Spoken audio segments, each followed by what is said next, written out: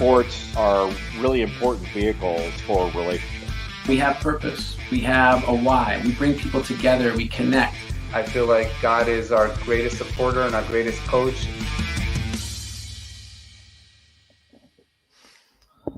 Welcome to Rabbi on the Sidelines. This is Rabbi Sherman from Sinai Temple in Los Angeles. This week we are joined by two of my new friends, all the way from the Holy Land of Eretz Yisrael, the land of Israel, and the city of Tel Aviv. Besides being Israeli citizens, these two young men are role models for the Jewish community and the basketball community. We are going to talk this week to Barak Swarttz, the trainer for Ironi Nets Ziona, also founder of JabStep, which we'll talk about, and how JabStep is coming to Sinai Temple. And our next guest is Joe Alexander, 2008 NBA draft pick, the 8th pick in the NBA draft. Went to one of my rival schools, the West Virginia University Mountaineers, played under the legendary John Beilein and Coach Bob Huggins. But this week, they are on Rabbi on the Sidelines to talk about sports and faith and their connection with Sinai Temple. Barak, so great to see you. And let's bring Joe in. And Joe, good to see you. How you doing? Hey, Rabbi Sherman. Great to be here.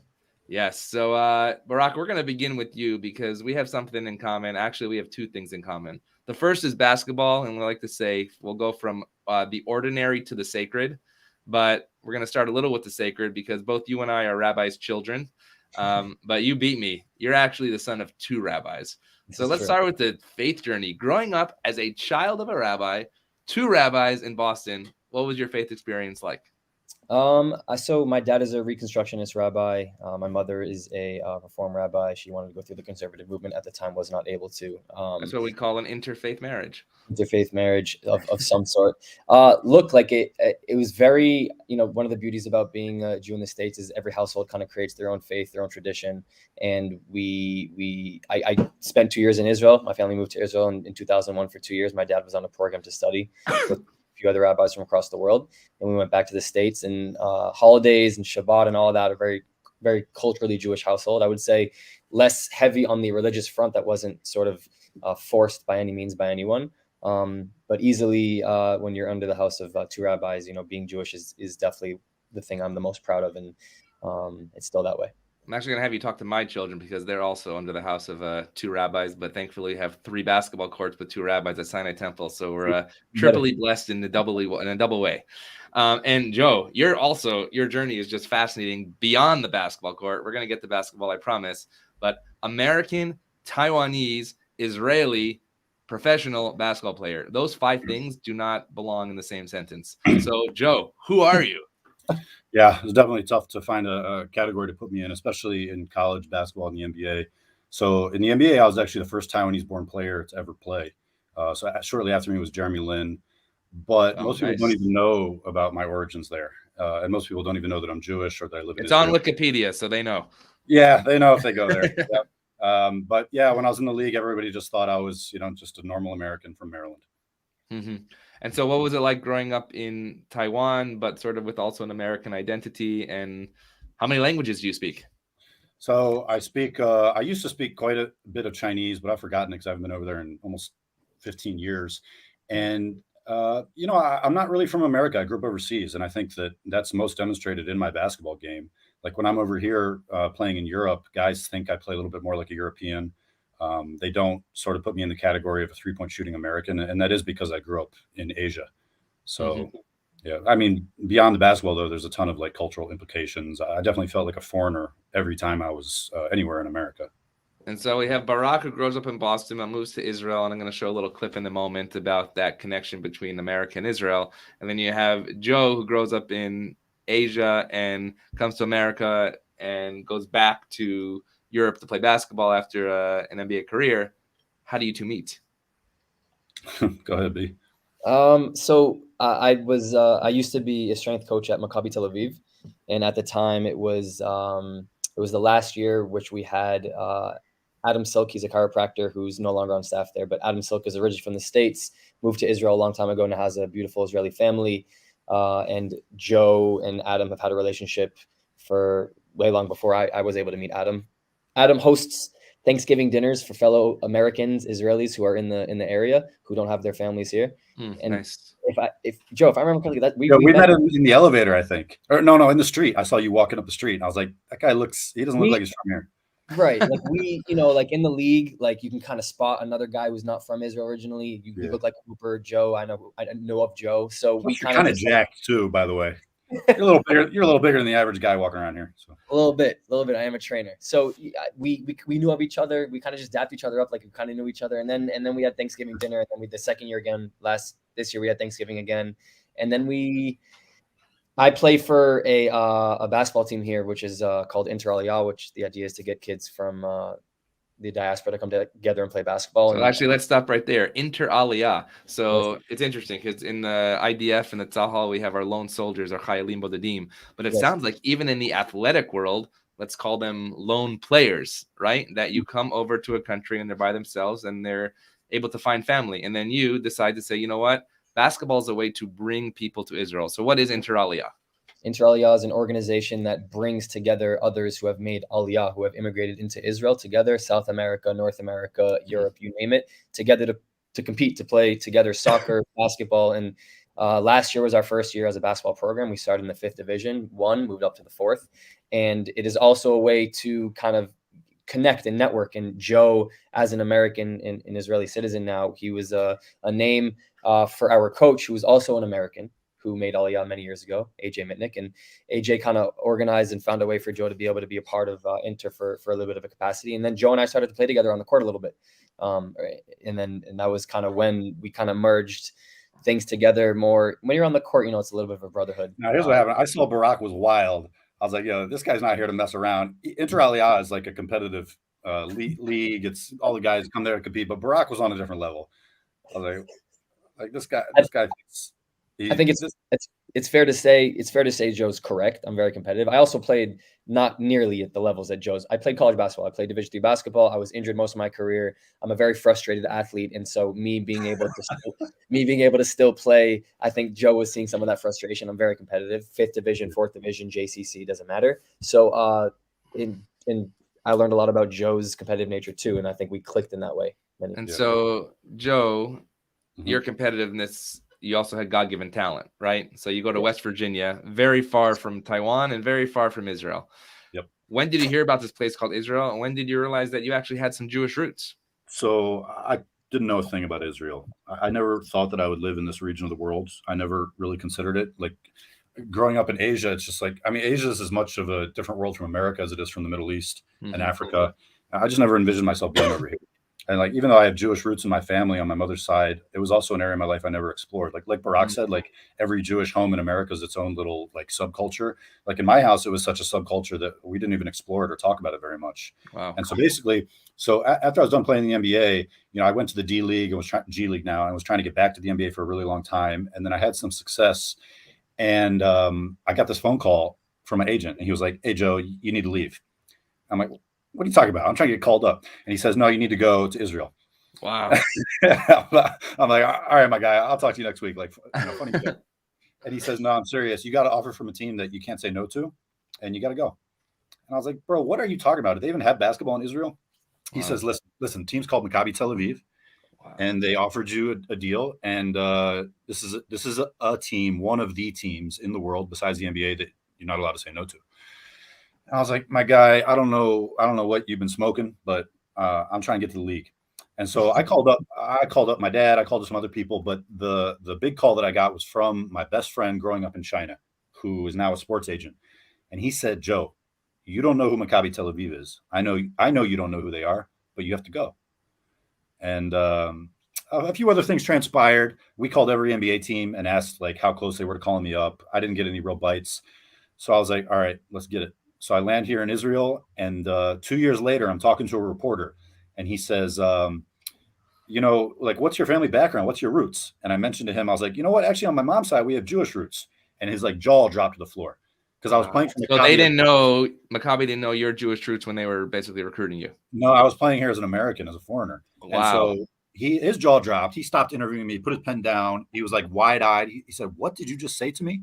And I think like 3 weeks later, I was, basically going through the Aliyah process. And then I got a passport and was Jewish. And, it was Israeli, So, and then I started, exploring my Jewish roots, talking to my mom about it, learning about my grandparents and learning about the temples that they went to, and a whole part of my family history that I just never, ever talked about.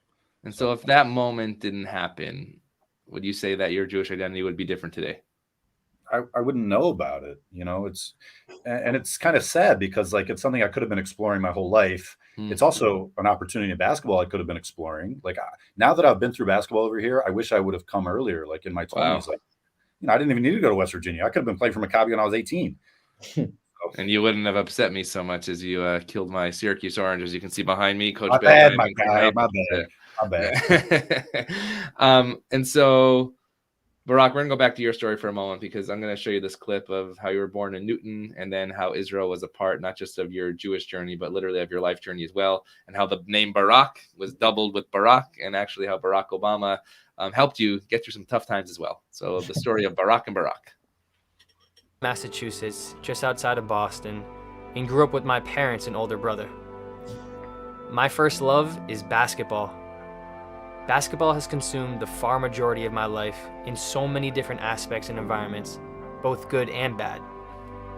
In 2001, at the age of 6, my family moved to Israel, where I went to school with my brother for 2 years and learned Hebrew.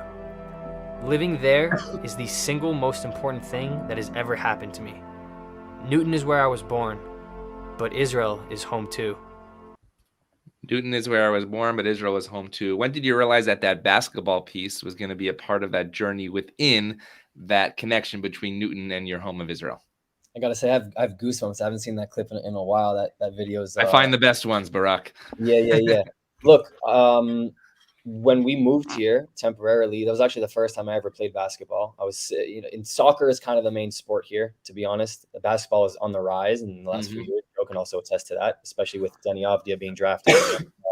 Anyways, basketball my journey, you could say, started here. I was a very good baseball player. Played baseball when we went back to the States, but it was never something that I clicked with, and I just picked up basketball, and it was the one that I was really, really good at. But it also, it still is, but I also realized this when I was playing in Israel by myself on the court. It's the only thing that genuinely, for me, numbs the rest of the world. All the good, all the bad that's happening. As long as I'm within those 4 lines and I have a ball in my hands and I'm just playing music, no music, doesn't matter. That's my most meditative state that I can reach.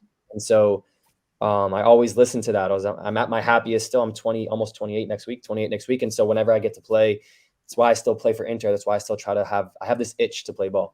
And the combination of that beginning in Israel, which is now the place that I decided to move to, is just ironic, but I think also meant to be. And Joe, Maccabi Tel Aviv, right? This is I've been to one Final Four, Maccabi Tel Aviv, Hapoel Yerushalayim. That was the most insane. I've also been to 10 Big East tournaments in Madison Square Garden. I don't think the time in Hapoel Maccabi Tel Aviv even compares to any experience, fireworks going off, et cetera, et cetera. Yep. What is it about Maccabi Tel Aviv? And by the way, the 1977 team, of course, which Tal Brody and On the Map literally put Israel on the map. What is it today that continually allows Maccabi Tel Aviv to be put on the map and allows Israel to have a more positive hasbara and approach in the larger world? Sure. So first of all, it's a team that represents the whole country. If you can imagine in America, in any sport, if we had a team that represented the country, not officially, but culturally, that's what Maccabi Tel Aviv is. And even though they're only one of about 12 teams in the Israeli league, they're the only one that plays in EuroLeague, and they go out all over the world to represent us. So basically, the whole country tunes in to watch Maccabi. And when we play in big games, there's a big game tonight, a European Final Four game, the whole country and definitely the city of Tel Aviv shuts down. It's just such a cultural epicenter for Israel. And especially because we're really good at basketball. Maccabi Tel Aviv is a European powerhouse. And to have that reputation coming from such a small country where we're competing with teams from Russia, teams from Spain, huge country with basketball histories. It's really special, actually, especially when we win. And like you mentioned, there's fireworks. I just watched a video yesterday of the fans charging the bus of the Monaco team that came here, throwing fireworks. They have these huge orange flares that look like smoke bombs. And it's just madness. It's nothing like Madison Square Garden. And this is a little video when you were welcome to Maccabi Tel Aviv.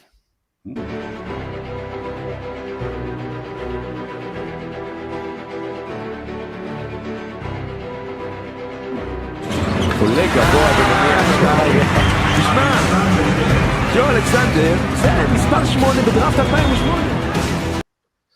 Joe Alexander, draft ב-2008. I love how they're talking about your NBA draft. So maybe just talk a little about the NBA piece, because I just read an article last night about that one-on-one, you are like the man. In fact, they said if some of the 1 through 7 picks were going to play one-on-one against you, you would have been the first pick.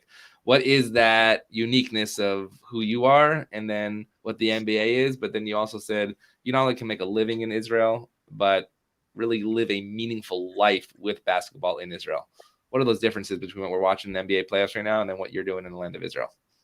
Sure. So the first thing you mentioned, like very few people know that. I'm surprised you dug that up. But yeah, I grew up playing in China, and in China, basketball wasn't developed when I was there. This is pre-2000. So I grew up playing one-on-one. I didn't really start playing 5-on-5 until my last years in high school. That's crazy. And then I didn't know what a pick and roll was till I got to college. I didn't know what a scout team was until I was on one at West Virginia University.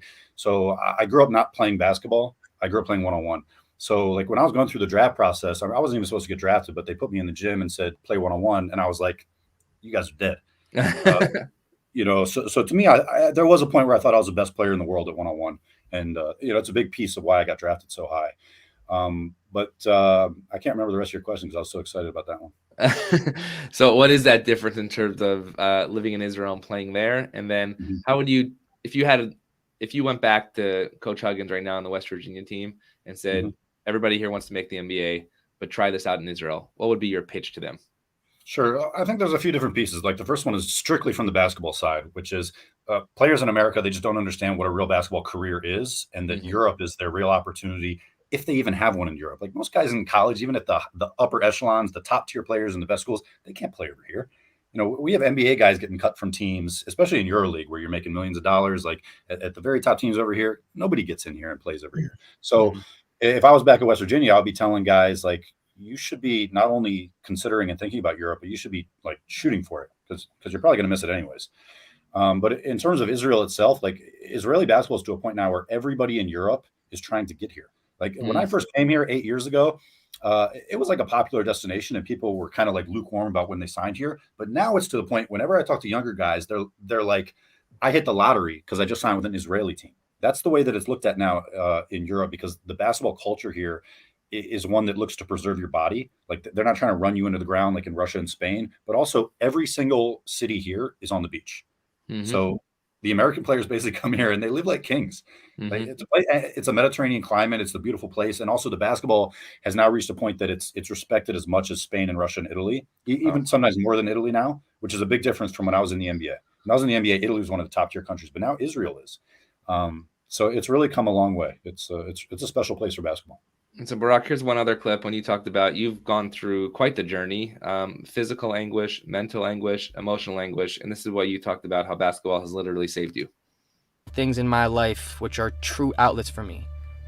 Things that make nothing else in the world matter in the moment. Absolutely nothing. Things that put a pause on time. Things that numb the world. In fact, in my life, there's really only one thing that has been this outlet I'm describing. Basketball. Basketball is the only thing that has ever allowed me to fully clear my mind and be in the moment.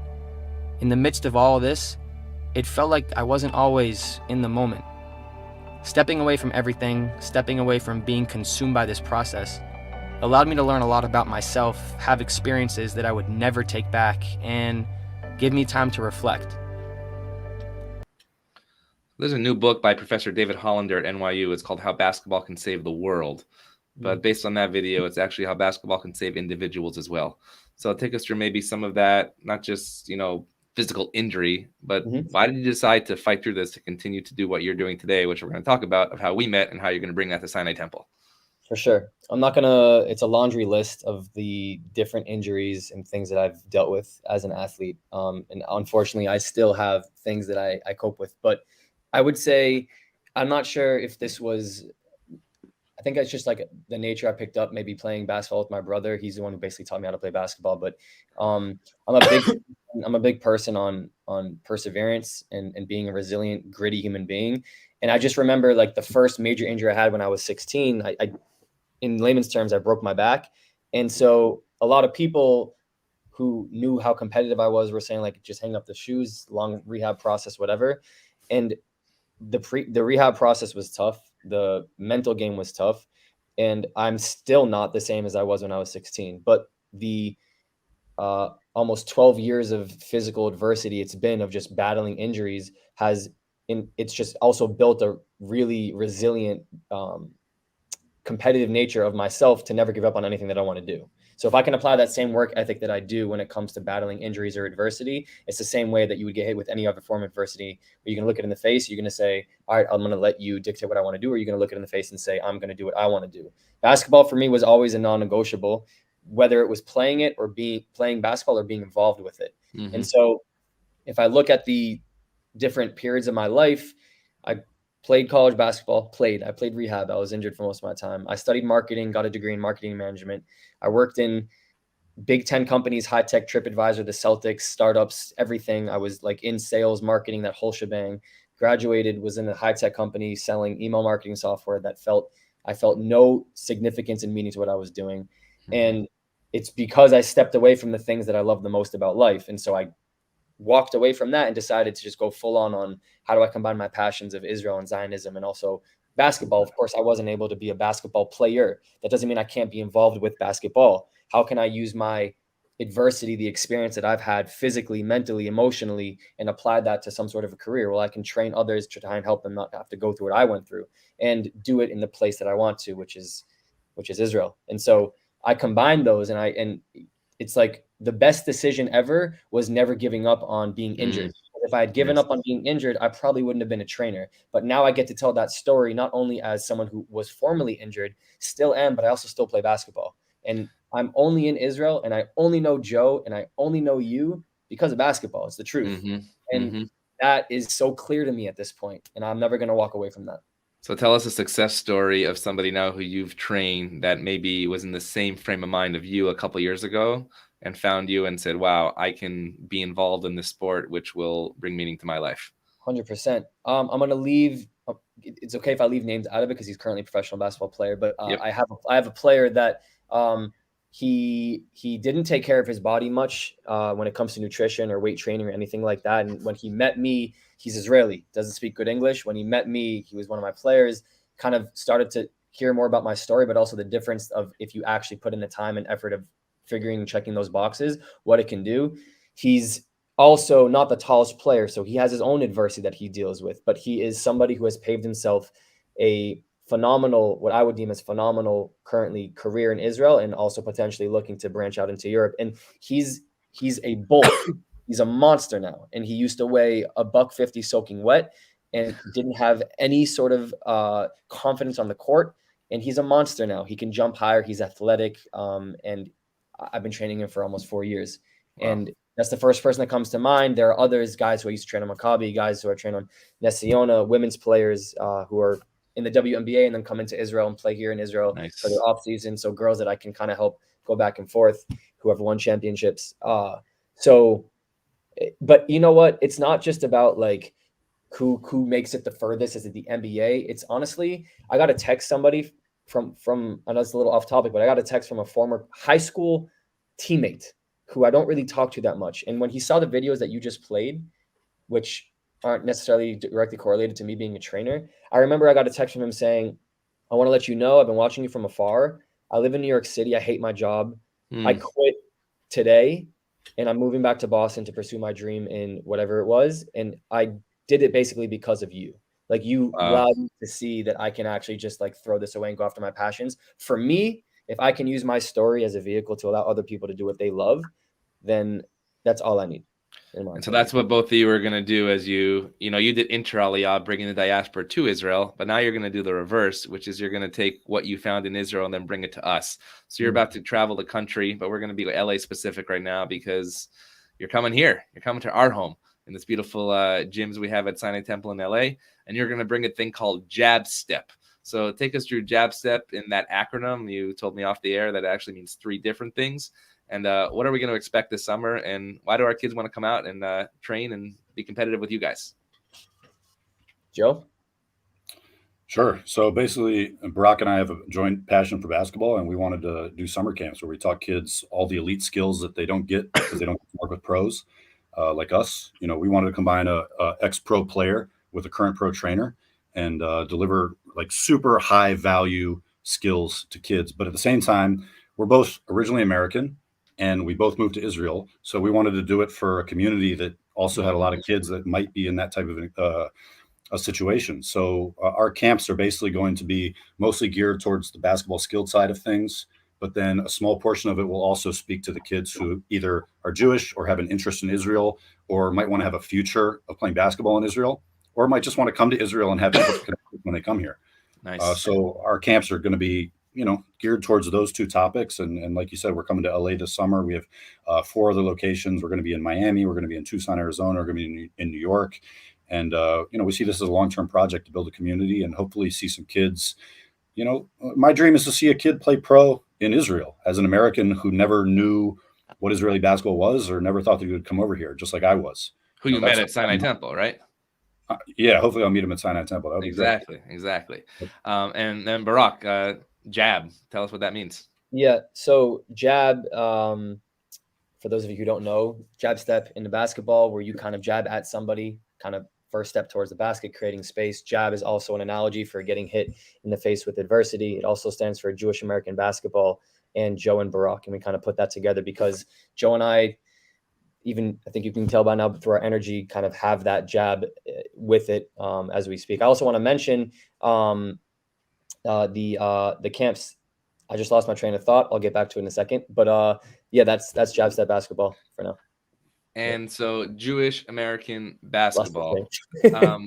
Let's talk about that for a second, because the famous, and I say this a lot on the show, the famous line from the movie Airplane, when the Kareem Abdul-Jabbar wants some light reading on the airplane, and they say, here's a book called Jews and Sports, right?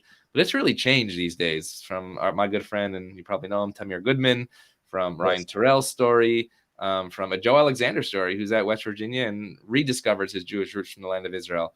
Maybe describe Jewish American basketball and what that means today, and maybe what it can mean 5-10 years down the road. Sure, I'll jump in. So as I said, basketball in Israel has grown in just my short time here. It's become a destination. So I think the biggest opportunity for Americans who have a Jewish background is that they can pursue being a professional basketball player. They can come over here, get an Israeli passport, live for 10 years as a pro over here. And not because it's a low level of basketball, but because they're welcomed, you know, as people who can get Israeli passports. And also it's just a fun learning experience of discovering your heritage. And so let's talk about exploring your heritage, right? You're living in Tel Aviv. Name a place that you go to when you now outside of Tel Aviv that you go to and you're like, oh my gosh, this really connects me either with the Torah, my Jewish heritage I didn't know about. What is that place? You're like, Joe doesn't leave Tel Aviv, Rabbi Sherman. Joe does leave Tel Aviv. He does. He goes to Ramat Gan. So what do you see in Tel Aviv that you're like, wow, this connects me with my heritage? Not just I got you. I was at the Dead Sea like 2 weeks ago. The Dead Sea is incredible. I don't care how cliche it is. When I go there, like my girl just wants to take a picture or two, and I'm like, no, I'm going out there to float. I'm going there. I treat the Dead Sea like my personal float tank. Like I fall asleep and bump into people. I love the Dead Sea. I love descending. You know, when I haven't been there, obviously. When you drive, you descend. It's the lowest, I think the lowest latitude on Earth. Yeah. Lowest point on Earth. Like you descend down these sand dunes. You just go deeper and deeper and deeper. Yeah, it's amazing. I love it. I feel like I'm journeying back in time. It's actually interesting. This past summer when Auburn basketball team went to Israel, and Jay Billis, the ESPN commentator, was on that trip, and he has 2.2 million followers on Twitter, and he tweeted from the Dead Sea, and I texted him. I said, Jay, what you did in that tweet means more than just floating the Dead Sea. It means telling this story of this little small piece of land. We're going to Israel for the first time for my kids this summer. And my 9-year-old is like, he said this morning, but Israel's a really small place. I said, yeah, but small in geography, but gigantic in terms of what it means to the world. And so those tweets, those stories that you're telling me this morning mean so much more than just, a geographical location. Yeah, Barak, go ahead. Sorry, B. I just want to mention when you talk about the geographical size. So I think of Israel as like the pituitary gland. Like it's so little. I mean, it's 60% of the size of Maryland. And if you look at Maryland on the map, you can't even see it. It's 60% the size of Maryland. It's like a pituitary gland. It's in charge of so much going. It's so important and such a cultural center. And because of that, it can become the center of so many people's lives, like it has for Barak and like it has for mine. So. Yeah, Barak. Yeah, all I was going to say, I thought it was pretty ironic. I was talking about jab step earlier and getting hit with jabs, and I got hit with one with the brain fart. But I remembered what I wanted to say, which is important. The camp itself, like one of the beauties about basketball is it has allowed Joe and I to meet not just Jews, but people from all across the world. That's what basketball is. It's an interfaith sport. You have people from all sorts of cultures and backgrounds and ethnicities. That's why I love basketball. And it's also allowed me to meet some of my best friends. So not only is our camp, yes, of course, we want to speak to those who maybe want to learn more about Israel, but also like it isn't just closed off just to the Jewish community. We want to be able to bring people together the same way basketball has brought us together. And that's how I met Joe, is solely just because of the sport itself, bringing up people who aren't necessarily Jewish together. And Joe, is there a teammate either on Maccabi Tel Aviv or another team in Israel that was also transformed by this pituitary gland of a country? Everybody. I can say that honestly, everybody. Every American that comes here says, now my family doesn't understand anything about this new country that I've fallen in love with. Everyone has that exact, and we as Americans, when we're here, American foreign basketball players, we sit around, on the weekends or in off season, we all say the same thing. We're like, I cannot believe the difference between what I thought Israel was before I ever came and now what I know Israel is now that I've lived here. Everybody is transformed by it. And I believe you have a young child, right? Yeah, I have a daughter. She's 2.5. So maybe just you don't have to talk about her specifically, but now what does that mean, bringing your child up in this Jewish state of Israel? Well, I always having grown up in China, I always valued the idea and wanted my kids to grow up international. And I had always thought I would take them to Asia, but like Israel, I'm so happy that Israel is going to be that international place for her. Culturally, I couldn't hope for a better it's a melting pot of cultures. It's a melting pot of people. And what can I say? Like, it's funny to love a place, like you said, that's so small, I don't know. There's something about how tiny it is and how people love it here. So we are in the NBA playoffs right now. So let me definitely get some projections from a person who played in the NBA. And what are we watching out there right now? What should we be looking for? Guys, I don't watch basketball. I haven't been able to watch the NBA since I left, and I'm not about to start now. You're not giving us a Laker projection here with LeBron coming back in the ripe old age? Nothing, man, to be honest, nothing would make me happier than to watch LeBron win another ring. I love everything about LeBron. I love his legacy and what he's done. But most of all, I love that so many people dislike him for absolutely no reason or the wrong reasons. And I don't want to see LeBron win so much as I want to see all those people be quiet. Interesting. Actually, it sounds like the Israel story, right? How people don't like a country for no other reason of just because they don't want to like a people or a country. And then who should we be looking for in the Israeli basketball league as the season sort of is coming to an end? Who is that player maybe from America that has, or around the world, that has come to Israel and has become a bright star there? Well, I can say one quick. So actually, Jerron Blossomgame, who used to play for the Cavs, he was my teammate for a team here called Nahariya, a city in the north of Israel that is just on the Lebanese border.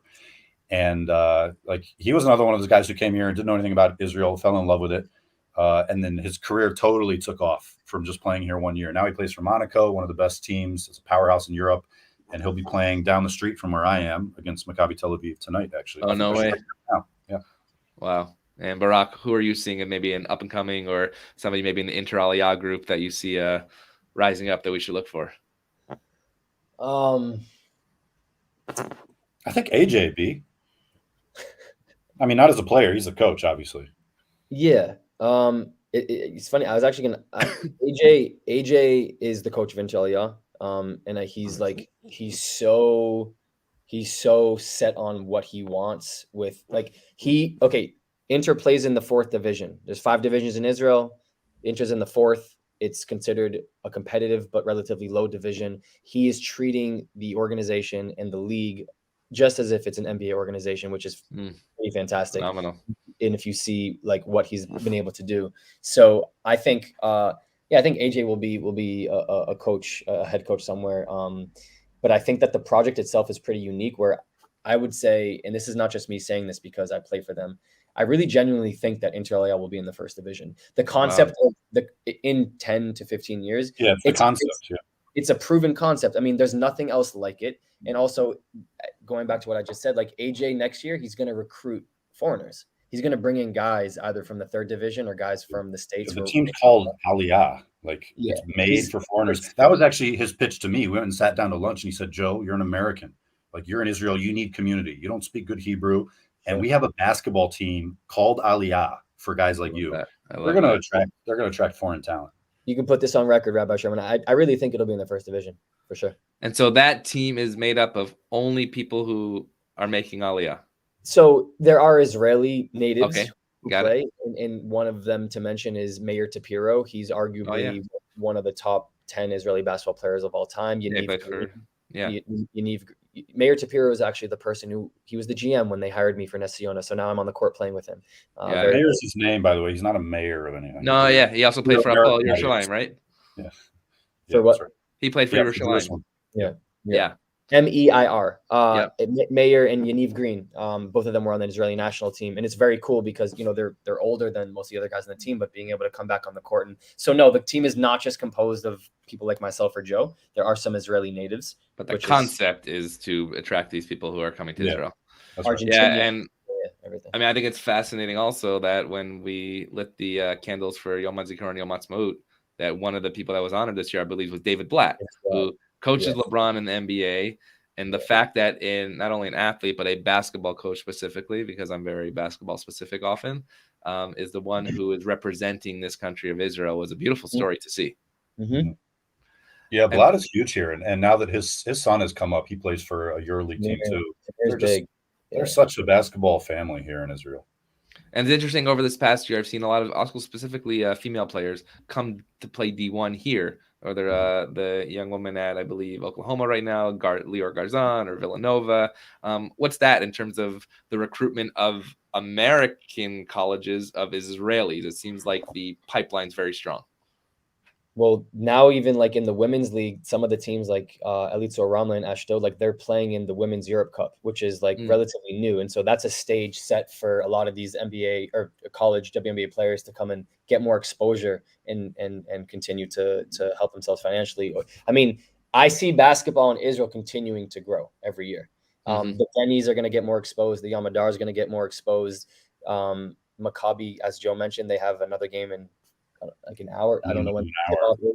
The EuroLeague, they're 4 wins away from a EuroLeague championship. On the women's side, it's funny because I was playing in Turkey a number of years ago. It was 5-6 years ago, and all of the WNBA girls would go play in Turkey or Russia in the offseason. Those were the destinations to make all the money. But now I live next door to the Maccabi practice facility, and every year, even every 6 months, because there's high player turnover during the season, I see higher and higher caliber American female players. Like I sit and talk with them, I see them coming in and out of the facility.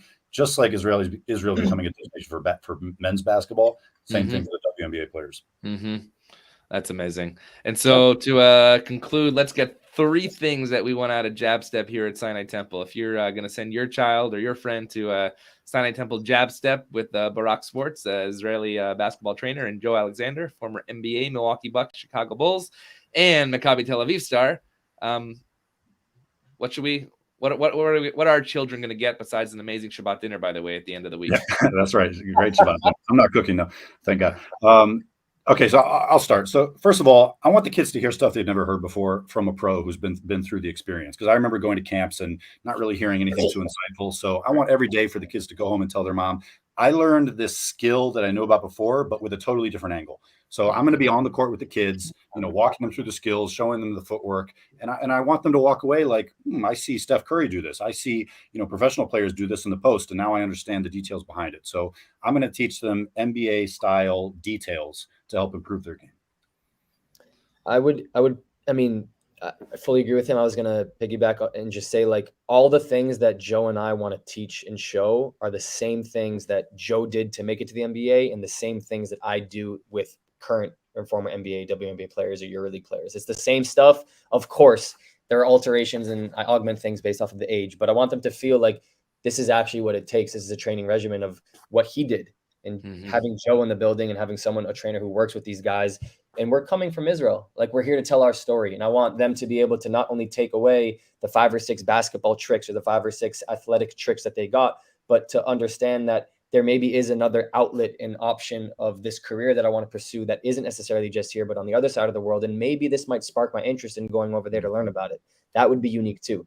The other thing, and before Joe, maybe you have another thing, but the other thing is I want them, every person that is under, from now on, forever, under the Jab Step organization wing, to know that Joe and I like are always available and that we're the same people on camera, in person. Like we're just like them, a kid with a dream and a basketball in their hands, and we want to help them make that dream reality. That's it. Yeah. And then the third one is I want the kids to go home and say to their parents, hey, I can play pro basketball in Israel.